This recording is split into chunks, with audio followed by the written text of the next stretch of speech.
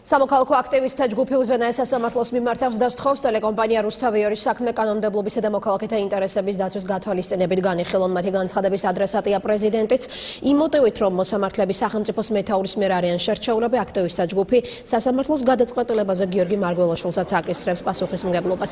შეგახსენებთ, რომ რუსთავიორი უმაღლეს ინსტანციაში საქალაქო და სააპელაციო სასამართლოების იმ გადაწყვეტილებას აპროტესტებს, რომლის მიხედვით ტელევიზიის წილები ქიბარ ხალვაშს უნდა გადაეცეს. მოუწოდოთ მოსამართლეებს გაიაზრონ, რომ რუსთავიორის დაცვა არ არის ერთი რომელიმე პოლიტიკური ჯგუფის ინტერესი.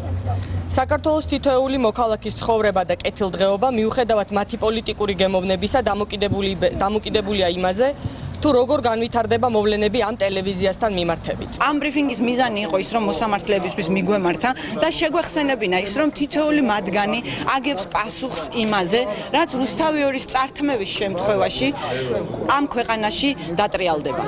იმიტომ რომ იმ შემთხვევაში თუ ამ ქვეყანაში არ იქნება თავისუფალი მედია, არჩევნები ვერ იქნება ლეგიტიმური